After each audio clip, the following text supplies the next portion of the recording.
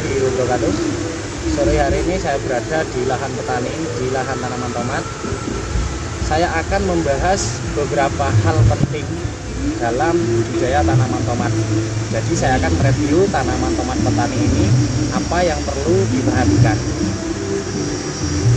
Sebelum masuk ke topik pembahasan, terlebih dahulu kita harus mengelilingi lahan untuk mengetahui kondisi lahan dan performa tanaman. Para sahabat tani, tanaman ini berumur kurang lebih 35 hari. Secara performa tanaman tomat ini mempunyai performa yang cukup baik. Ada beberapa hal yang perlu diperhatikan dalam budidaya tanaman tomat selain pemupukan dan pengendalian hama penyakit.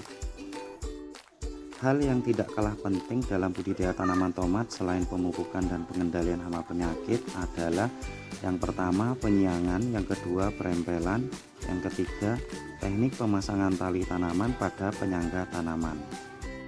Dalam budidaya tanaman tomat selain pemupukan dan pengendalian hama penyakit, saya akan jelaskan yang pertama masalah penyiangan. Penyiangan adalah salah satu pembersihan gulma di lahan. Gulma berperan dalam persaingan penyerapan unsur hara serta sebagai inang hama penyakit. Jika penyiangan dilakukan, maka akan memaksimalkan penyerapan unsur hara oleh tanaman dan juga dapat mengurangi kelembapan yang dapat menimbulkan tingkat populasi hama penyakit. Jelasnya lahan kita akan terlihat bersih dan indah. Selanjutnya adalah kegiatan perempelan. Perempelan dilakukan untuk membuang tunas air, daun yang rusak, terutama daun bagian bawah yang terserang hama penyakit atau daun yang terlalu tua.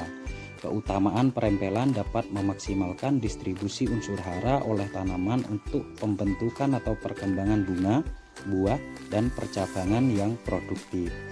Perempelan tanaman dilakukan pada saat pagi hari supaya luka pada tanaman cepat mengering. Dan yang terakhir adalah kegiatan teknik pengikatan tanaman tomat pada penyangga atau ajir.